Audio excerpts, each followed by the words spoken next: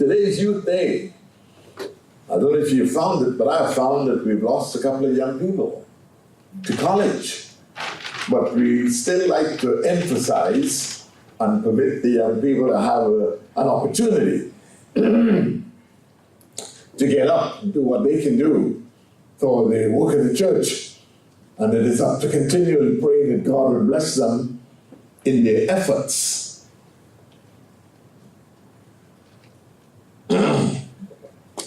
When the opportunity was given me to speak to the youth today, I said, what can I speak about? I've spoken about David and Goliath. I've spoken about Rhoda. I've spoken about several of the young people whose names have been mentioned in the Bible. What do I bring that would be a blessing to the congregation as a whole, with special emphasis on the young people? And as I thought what I should speak about, lo and behold, what came to my mind. Turn with me in the book of Hebrews to chapter 11 and follow along as we read this fantastic revelation from God. Hebrews chapter 11, beginning at verse 23. I read thus. By faith Moses, when he was born, was hid 3 months of his parents, because they saw he was a proper child, and they were not afraid of the king's commandment. Verse 24.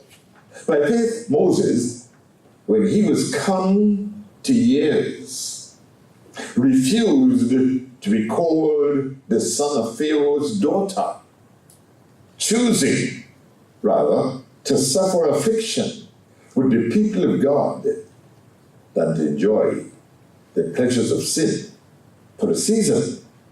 Verse 26, esteeming the reproach of Christ greater riches than the treasures in Egypt, for he had respect unto the recompense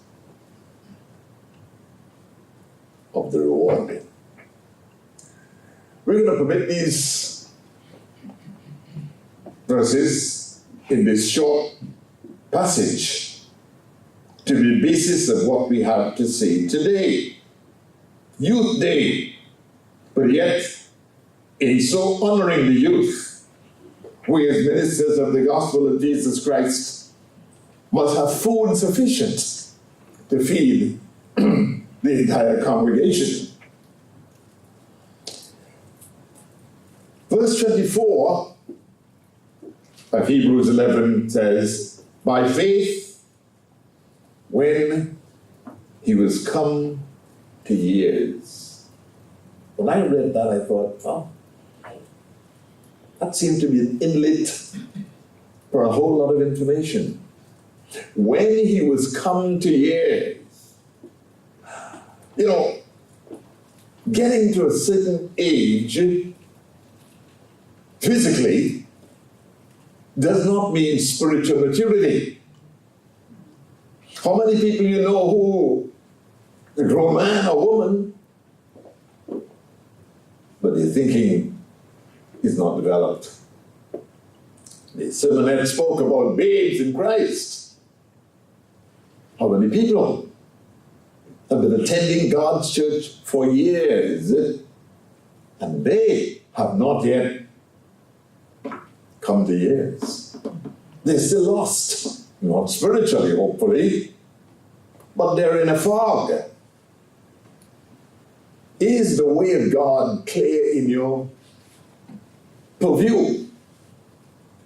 In your understanding of God who has called you? Do you understand in a full sense, or in some sense, what God is doing when he called you into the work of the church?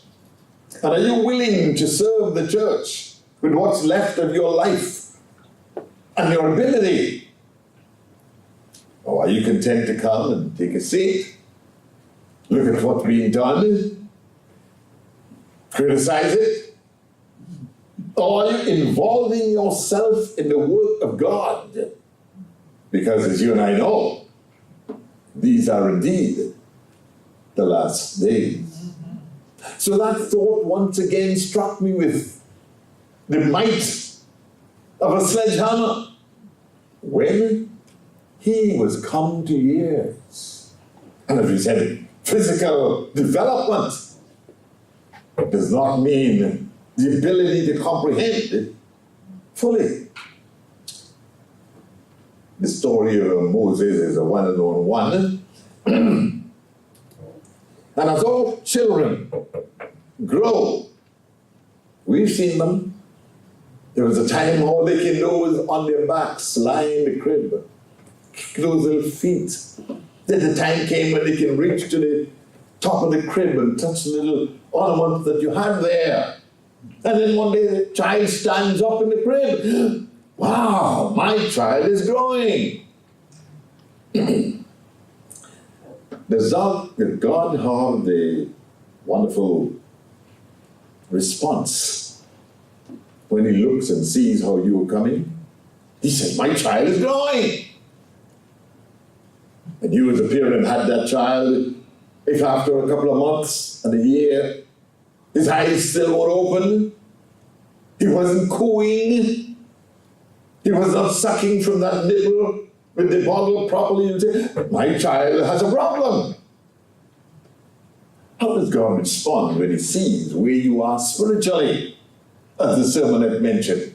When God sees your development. You're still using bad language. You can't get over smoking.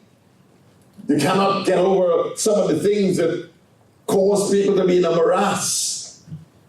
Tethered to the world. And he's looking at you. He's shaking his head. He's saying, is this my child? My child isn't growing. What is the scripture saying? When he was come to years. Back to the story. We read that Moses, when he was born, was hit 3 months of his parents. Why? Because they saw he was what does the word say? A proper child. Do you know any child that is not a proper child to his parents? Except those who not be the kind of parent that God wants them to be. When he was come to years, he's born. Parents rejoice. We have a new baby. Think of the excitement that fills a mother's heart when she sees her baby for the first time. The doctors and the nurses clean that child up and rest it on her. Covered, right? Rest that child on her chest for the first time. All the problems of the 9 months of carriage in her stomach. This is the fruition of it. And she and the husband are prepared for 18 years to take care of that child, to feed that child, teach him to say mama, say daddy. And they're filled with excitement as the child goes through these various stages. And you expect as a parent, at 3 years old, my child shall be standing, my child shall be walking. And if he's not doing those things, you run him to the pediatrician to find out what's wrong with my child. They found him to be a proper child. At the time when that child was born, Pharaoh, the king of Egypt, had sent out a decree that this growing herd of Israelites that have come into the land, they are going to be a problem. I don't know where you stand politically, but as you practically look at what's happening to the country, from the many people coming up to possess the land, don't know where you stand. Everybody's has a right to his own political view. But as I said to you some years ago, if I said, could I come and spend the night with you at your house? Oh, Mr. Morris, I'd be delighted to have you.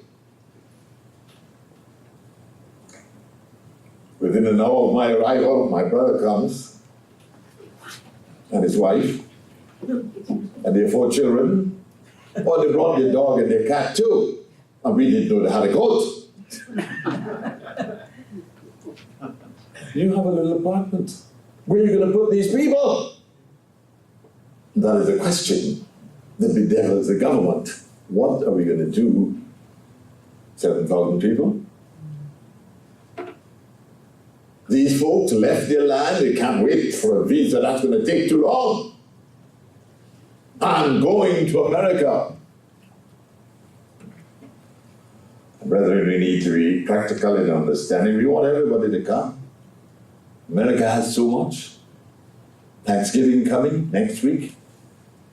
How much turkey will be thrown away?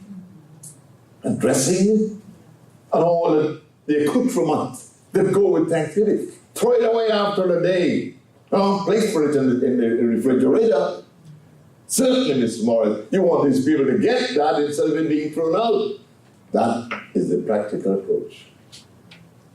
But when you think of jobs, housing, stress on the government, no one has money, you can do what they want to, you know. No one can meet everybody's needs. You did not expect my brother and his wife and the dog and the cat to come with me when I said I wanted to spend a night at your house. But there we are on your front step. He said, no, I thought you were coming alone. When he was come to years, this young man, no longer a child, your child is no longer a child except you bought him. He gets to the place where he answers you any old how. Johnny, will you come? Yes, ma'am. When I was raised, they call that being rude. You don't speak to your parents like that. I want you to clean up this room.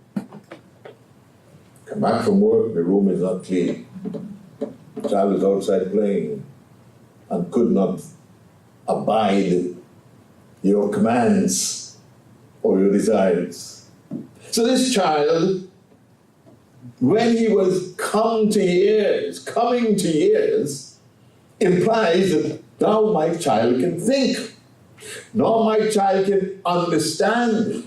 Now my child can compare and compute.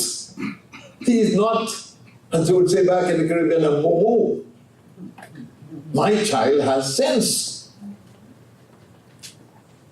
When Moses was come to years, has your child come to years as yet?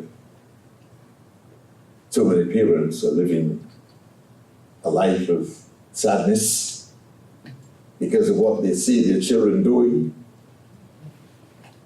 My child has gotten on drugs. My child is running guns. All of these realities parents have to face. Child is not coming at night, he's out there with the boys till 1, 2 in the morning. Talk about weekend, he goes to his dance and his whatever. And he drives in the house at 5 in the morning. He doesn't want to go to school anymore, Mr. Morris. Spends all of his time watching the television. And the parent feels, what did I raise? This child doesn't seem to be declaring or demonstrating any of my characteristics. Moses, when he was come to years, what was the first thing he did?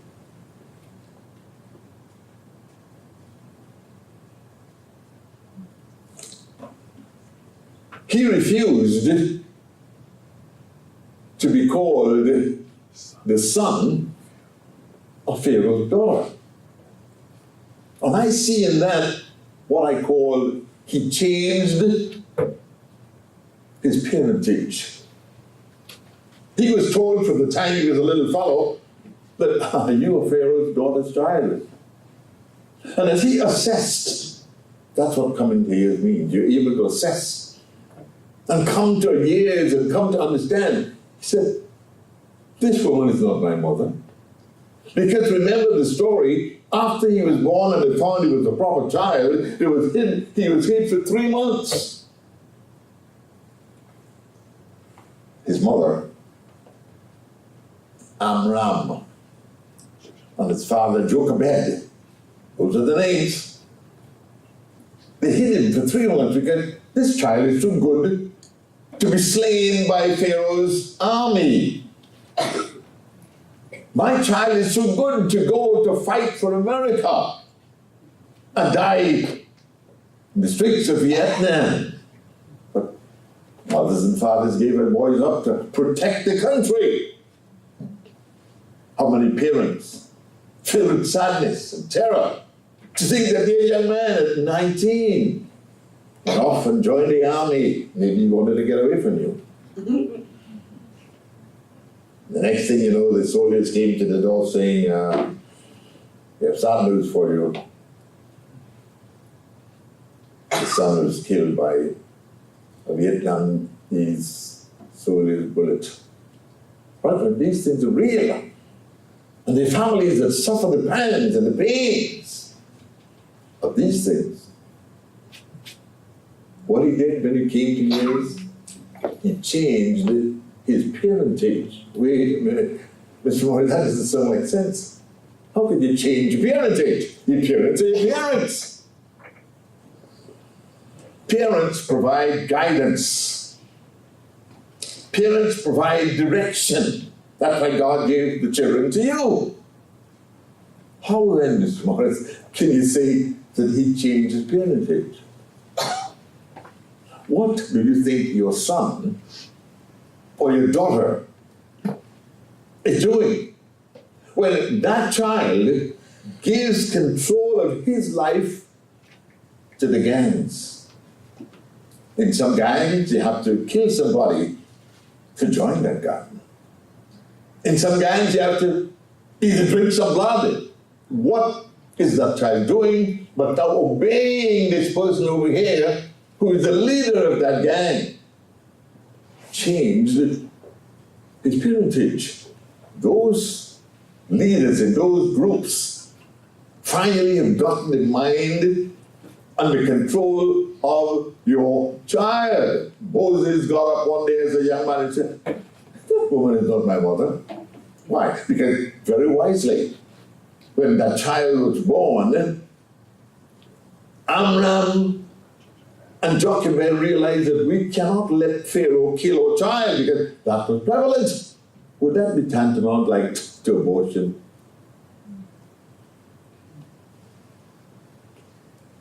That's practice or not, eh? So they hid it.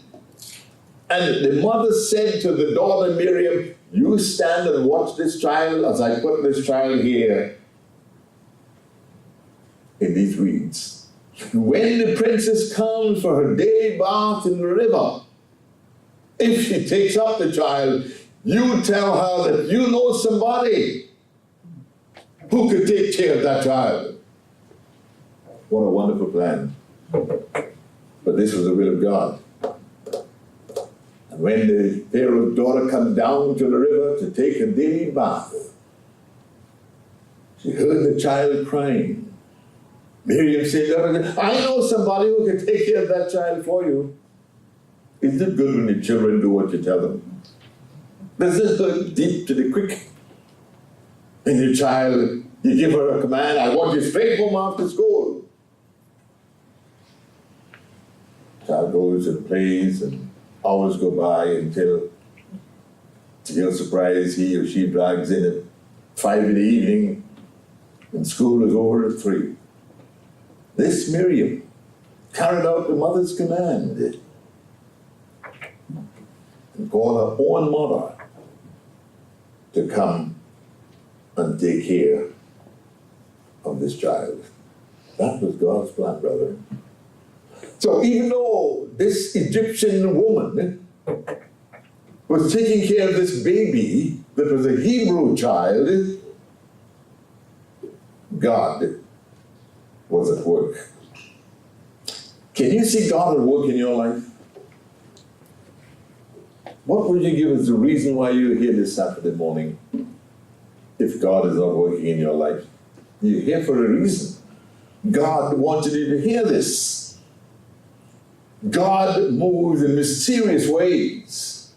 God knows how to get through to you. God knew how to get through to the heart of Pharaoh's daughter. And so Moses was raised in the lap of luxury and riches. But when he was come to years, something hit him. That is not my mother. He was not being disrespectful. He was simply beginning to compute and to understand what's going down.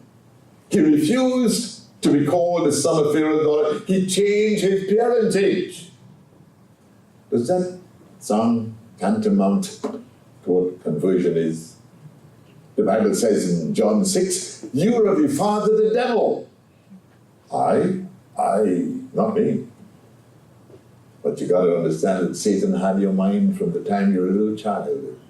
They call it in theology coming to the age of accountability.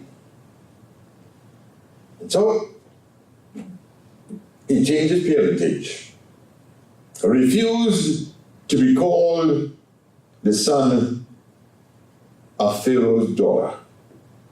We, in our Christian walk, got to that place where we felt, you know what, I wasn't raised this way. My parents raised me in church. My grandmother had me in church every Sunday. She was good to me. And as a little fellow, she dressed me in suits. Nice shoes. Because my parents themselves couldn't afford all 6 children, but they had them. My grandmother said, you know what? Let me get Lomax. Spent money on me. Sent me to church.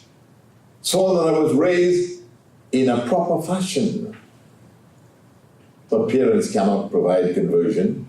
They can point you in the direction of God.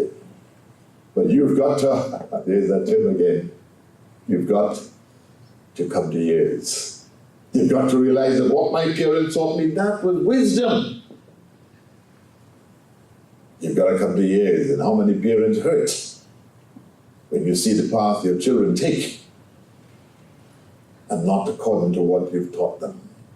So the first thing he did was he changed his parentage. He refused to be called the son of Pharaoh's daughter, choosing rather, look at verse 25, choosing as a young man rather to suffer. Does that make sense? Choosing to suffer affliction with the people of God than to enjoy the pleasures of sin for a season. You know, sin does have pleasure. There's no doubt about the pleasure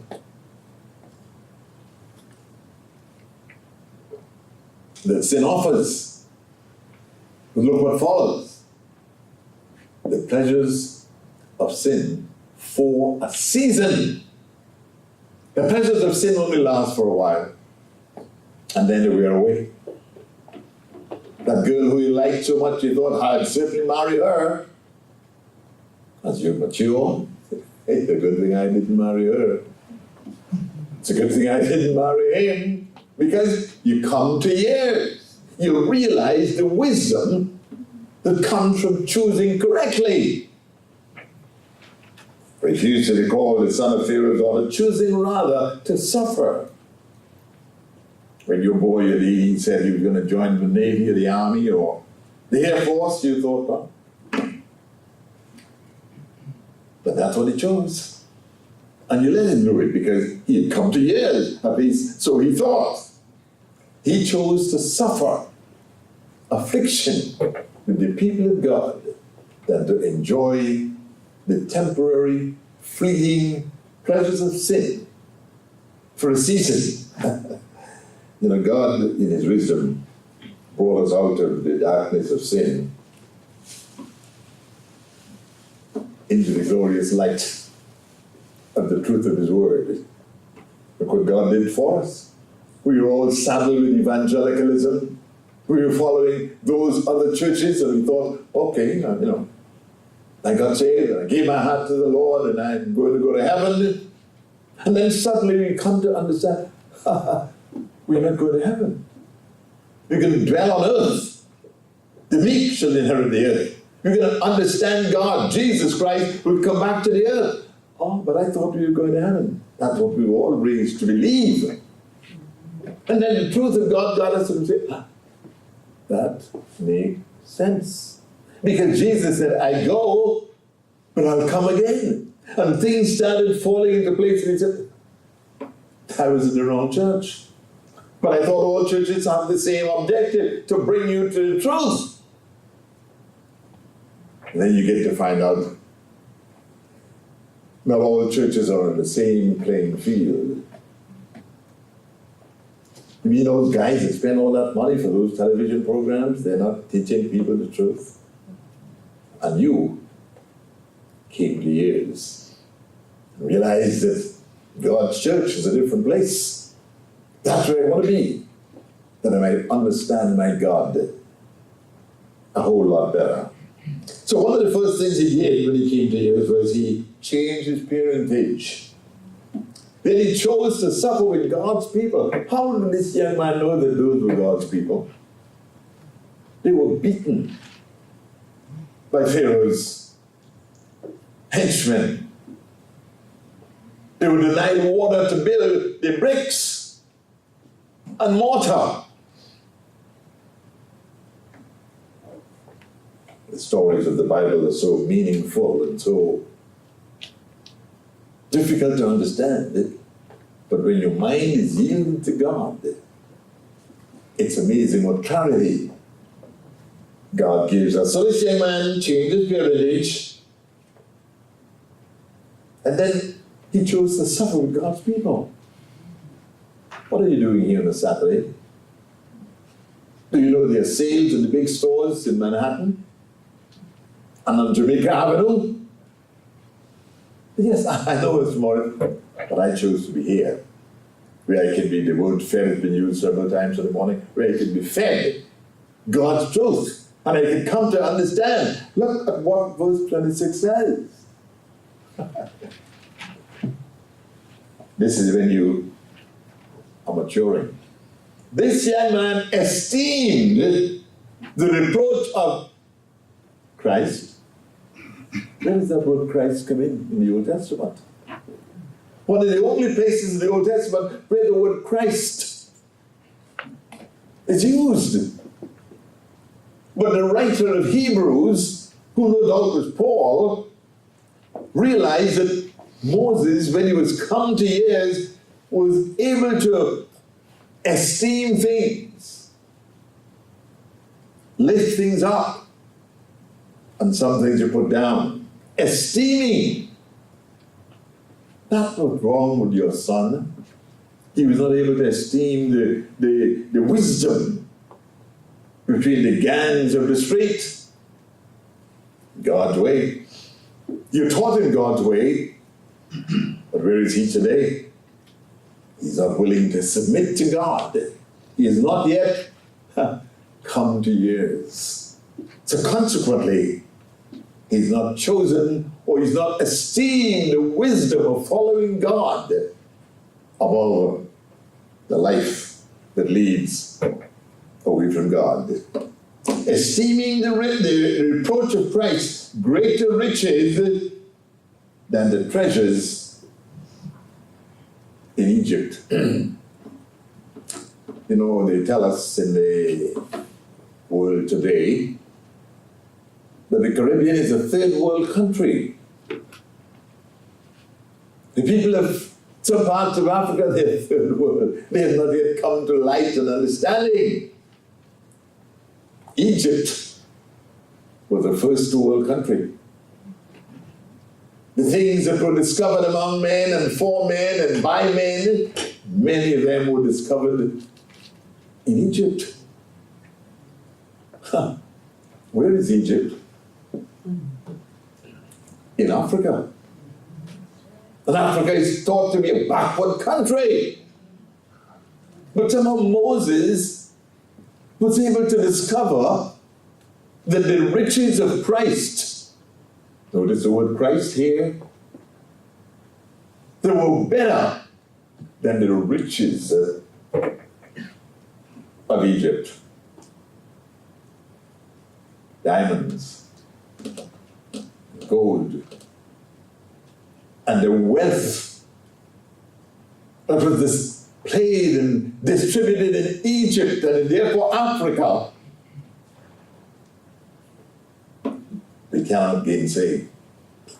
But this young man, when he come to years, was able to see the difference between the riches of Egypt, and Egypt has been a rich continent. Still is. God gave him the wisdom to choose between the riches of Egypt, which would only be temporary. All material things are temporal. We try to teach our children that. Esteeming the riches of Christ of greater value than the treasures in Egypt. Have you come to understand the difference between God's truth and God's treasure over against the temporal, eye-catching trinkets that the world has to offer? Why? Listen to what it says here by Paul. For he had respect unto the recompense, big words. Recompense is payment. Unto the respect, unto the recompense of the reward. This young man said, wait a minute, this woman is not my mother. The riches in Egypt, they're temporary. But I want to suffer with the people of God than